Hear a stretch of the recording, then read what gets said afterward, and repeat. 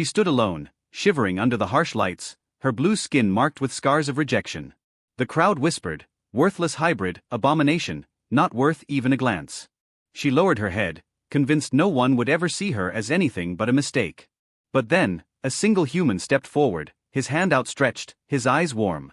In that moment everything froze. He took her hand gently and whispered, "You're perfect." And for the first time in her life, she believed it. They called her a worthless hybrid the moment she stepped into the auction hall, her blue skin gleaming under the harsh artificial lights, her long black hair almost shimmering like a silken waterfall down her back, her bright eyes wide with fear and confusion. She didn't understand why they looked at her with disgust. She didn't understand why they turned away, pinched their noses, or laughed when the merchant tried to present her as rare merchandise. She could hear every word they said: half-blood, ugly thing, worthless, not worth even a credit. She shivered, hugging her thin arms around her chest, her torn fabric barely covering her slender, trembling body. Every time someone passed by, she flinched as if expecting a blow. Her species had been wiped out in the border wars, her mother a proud blue-skinned Kalenian queen, her father an unknown human soldier who vanished before she was born. She grew up in the shadows, surviving on scraps and hiding from both human patrols and alien raiders. When they finally caught her, they branded her as defective and threw her into the merchant's pen, chained like livestock. She thought they would kill her. Maybe that would have been kinder. But no, they wanted to humiliate her first. A man in a sharp suit held her chain high, forcing her to stand straight. Her knees almost gave out, but she forced herself up, her face flushed with shame. He barked to the crowd, telling them to look at her curves, her alien eyes, her pure Kalenian blood mixed with human adaptability. Yet no one cared. They sneered, turned away, or simply ignored her existence. She could feel her heart cracking with each insult, each hateful glance. The hybrid girl thought maybe she truly was worthless, maybe her life really didn't matter. She whispered apologies to her long-dead mother, to a father she never knew. Her voice was so small that no one heard it but her. The room smelled of oil and sweat, buzzing with the low chatter of traders haggling over prettier, stronger, more obedient slaves. She felt her soul sinking deeper, each breath heavy like a stone in her chest. She looked down at her feet, caked in dust, her toes curled in shame. Her hands trembled so much she could barely keep them at her sides. Her hair, once her mother's pride, was tangled and matted. She remembered her mother brushing it every morning, singing soft songs about the stars and the ocean of their homeworld. Now her hair was a nest for flies, and the songs were nothing but broken echoes in her mind. The man yanked her chain again. "Stand up," he growled, "show them your eyes." But she couldn't look up. She was too tired, too defeated. Suddenly, a hush fell over the hall. A new figure stepped forward, taller than most, wearing a simple dark cloak that fluttered slightly as he walked. His boots echoed sharply against the metal floor, each step measured, confident, utterly different from the shuffling merchants and buyers. She dared to lift her head a fraction, just enough to see a glimpse of his face. A human face, strong jawline, kind eyes that seemed to hold the entire galaxy in their depths. She quickly looked down again, thinking she would be punished for staring. But he didn't shout at her. Instead, he paused before her, studying her quietly, as if seeing not just her tattered appearance but something deeper, something even she had forgotten existed. The man with the chain laughed nervously, sputtering that this one was cheap, almost free, not even worth the trouble of feeding. He offered discounts, extra incentives. "Take her and we'll throw in a cleaning bot," he joked, his voice echoing off the metal beams. The cloaked human didn't laugh. He simply reached out and touched her chain lightly, then lifted his gaze to meet hers. She froze. She felt her knees weaken again, but for a new reason. Those eyes, so full of warmth, so heartbreakingly gentle. No one had ever looked at her like that. He didn't say anything at first. He just stood there, letting the silence stretch. The merchant shifted, starting to sweat. Others began to watch, curious. She swallowed hard, her throat dry like desert sand. She dared to lift her head more fully, her hair sliding aside to reveal her face. Her lips parted, but no sound came out. She couldn't find her voice anymore. He took one step closer, so close now that she could feel the warmth of his breath, the quiet strength radiating from him. Then he said it, just 2 words. "You're perfect." She gasped, the words like a lightning strike through her entire being. Perfect. She had never been called that. Not once. Not even as a baby. Her mother had loved her, yes, but even she had worried about her hybrid blood, about what it would mean for her future. And everyone else had called her a mistake, an embarrassment, a creature better off gone. But this human, standing there with the calm of a moonlit lake, had said it so simply, as if it were the most obvious thing in the universe. The merchant laughed awkwardly, unsure how to react. The human reached into his cloak and pulled out a small pouch. Credits, more than enough to buy a whole line of servants. He dropped it into the merchant's shaking hand without even a second glance. Then he stepped forward again and slowly, carefully, unclipped the chain from her collar. She flinched, expecting a slap or a sudden yank, but his hands were so gentle that it felt like a feather grazing her skin. She looked up at him again, tears flooding her vision until he became a golden blur. He bent slightly and held out his hand, an invitation, not a command. She stared at it, shaking so violently she could barely breathe. Finally she reached out, her long fingers wrapping around his. The moment their skin touched, something inside her cracked open, like a sealed chamber flooded with warm light. She let out a sound, half a sob, half a laugh, a sound she didn't know she could make anymore. He gently guided her off the platform, walking at her pace. The crowd parted silently, eyes wide with disbelief or jealousy or quiet wonder. She kept her gaze locked on his broad back, each step feeling like a step toward something she had never even dared to imagine: belonging, warmth, safety. Outside, the cold night air hit her bare skin, and she shivered. Without a word, he slipped off his cloak and draped it over her shoulders. It smelled of smoke and earth and something she could only call home. She clutched it close, pressing her face into the fabric, her tears soaking it instantly. They walked through the neon-lit streets, past stalls selling fried alien fungi, bright crystals, cheap trinkets. Everyone stared, some pointed, some whispered. She didn't care. She only focused on his hand, still holding hers, as if he would never let go. At one point, she stumbled, her legs too weak from hunger and exhaustion. He turned quickly, scooping her into his arms as if she weighed nothing. She gasped, grabbing his shirt, terrified he might drop her. But he just smiled softly and kept walking, carrying her as though she was the most precious treasure in the universe. At a small, warm-looking house, he set her down carefully. The door slid open with a quiet hiss. Inside was a modest space, wooden shelves stacked with books, a small hearth with glowing embers, blankets folded neatly. It was so different from the cold metal cages she had known. He guided her to a soft seat, then hurried to a small kitchen corner. She watched him fumble with a kettle, his big hands surprisingly graceful. Steam rose, carrying the comforting scent of herbs. He returned with a warm mug, pressing it gently into her shaking hands. She tried to sip but spilled a little, her lips trembling. He didn't scold, he just sat in front of her, his face patient and kind. She felt her heart thump wildly, an unfamiliar rhythm pounding in her chest. She finally managed a small sip, the warmth spread through her, chasing the cold shadows from her bones. For the first time, she dared to speak, her voice a fragile whisper. "Why?" she asked, her eyes brimming again. "Why me?" He didn't answer right away. He reached up and brushed a stray lock of hair from her forehead, his fingers lingering as though he cherished every strand. Then he spoke in that deep, steady voice that made her feel like she could float. "Because you were waiting for someone to see you, not just look at you." "And I did." She broke completely then, her tears soaking her cheeks, her body shaking. He pulled her forward, cradling her head against his chest. She clung to him, sobbing so hard her ribs hurt. But in that pain, there was also something else: relief, release, a new beginning. She didn't know how long they stayed like that. At some point, she felt herself drifting into sleep, her body finally surrendering. His arms stayed around her the entire time, as if he had vowed to never let go. Even as her consciousness faded, she could hear his heartbeat, a quiet, steady promise that she wasn't alone anymore. When she woke, the morning sun filtered through the window, painting the floor in gold. She felt a blanket around her shoulders, a pillow supporting her head. She looked up, and there he was sitting nearby, his eyes soft and warm. She realized he must have stayed awake all night, just watching her, making sure she was safe. Slowly she sat up, her limbs still weak but her heart stronger than it had ever been. He moved closer, checking her with gentle hands, offering her more tea, small pieces of sweetbread. She accepted each gift with quiet reverence, her eyes never leaving his. Finally, she found her voice again, stronger now. "What do you want me to do?" she asked, her hands trembling as they clutched the blanket. His answer came without hesitation: "Just stay. Just be you." A new warmth bloomed in her chest, so bright and fierce it almost hurt. She lowered her head, her hair falling like a curtain around her face. Then, very slowly, she looked up and smiled. It was small, hesitant, but it was real, a miracle in itself.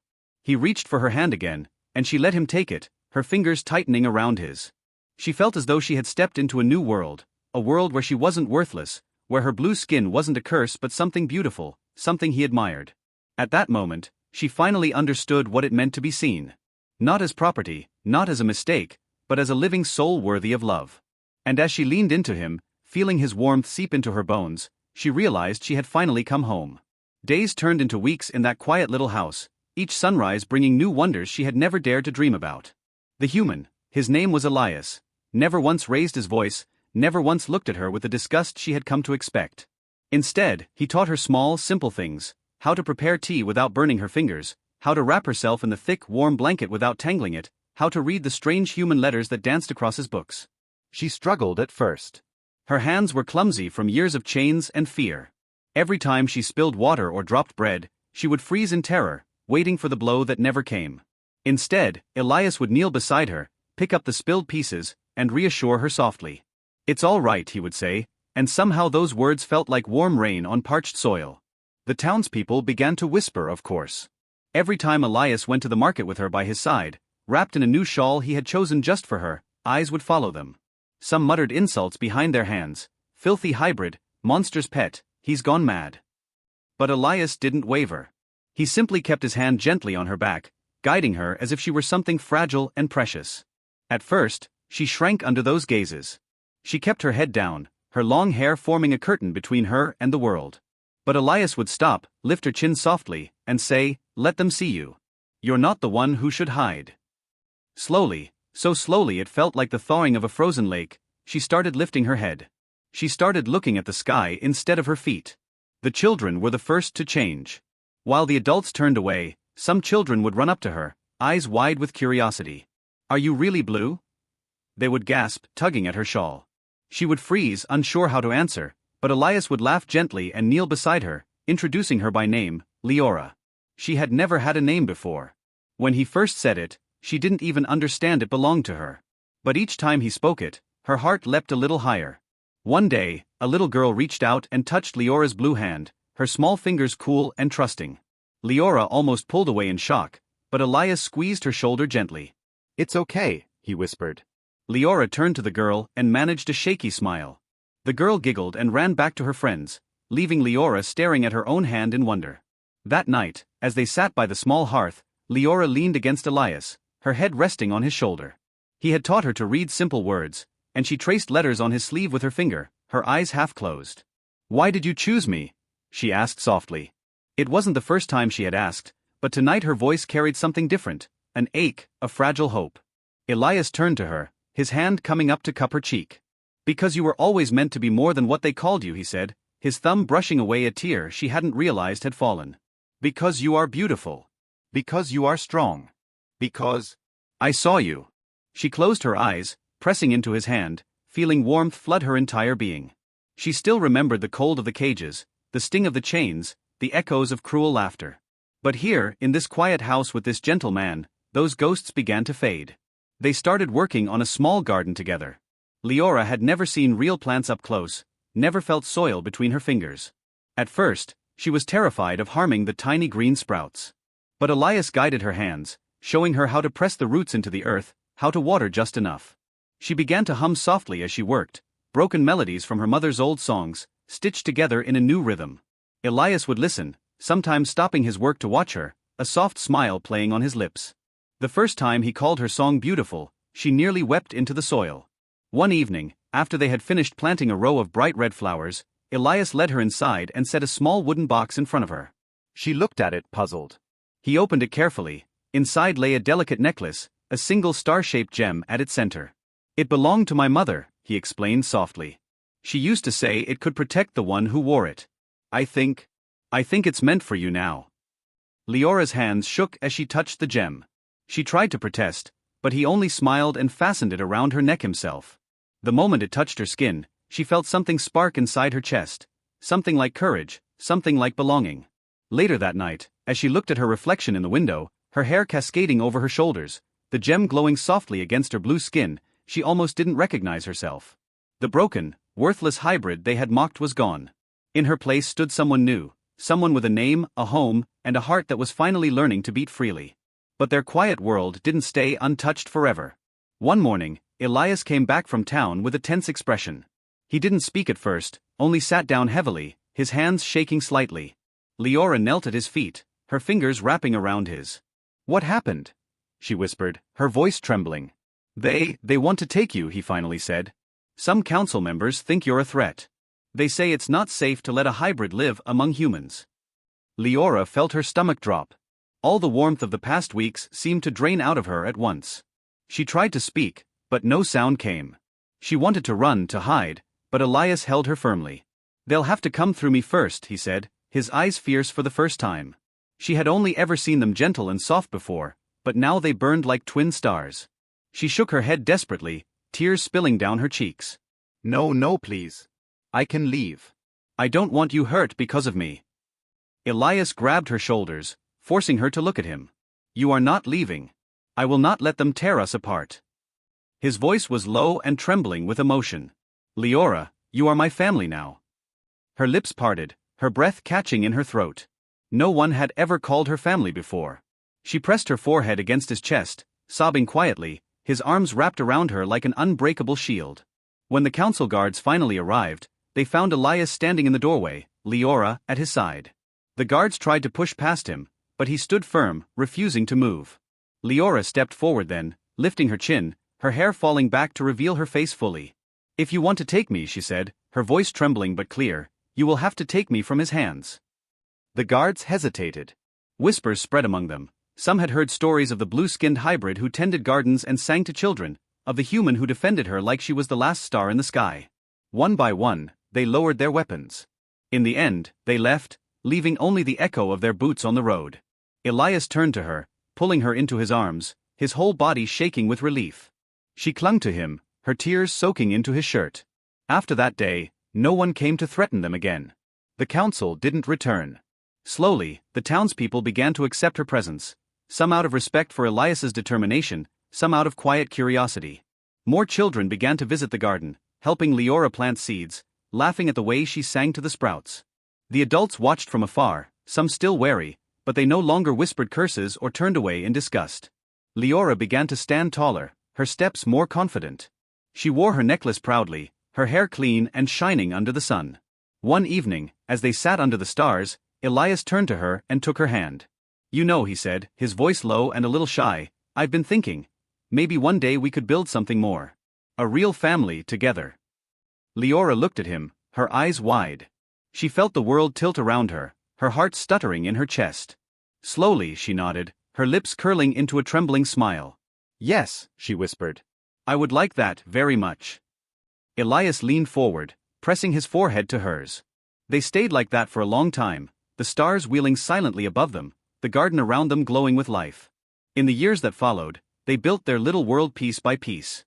The garden expanded, new rooms were added to the house, and more children came to learn from Leora's gentle hands. She taught them songs of her mother's world, showed them how to care for plants as if they were living siblings. People stopped calling her a worthless hybrid. Instead, they began to call her teacher, friend, even mother. The name Leora spread through the town as a symbol of hope, of resilience, of quiet, unbreakable strength. And through it all, Elias was by her side, her first light in the darkness, her first touch of warmth. The man who had looked past her scars and her blood and seen her soul. Every night, as she lay in his arms, she would whisper the same words against his skin. Thank you for seeing me.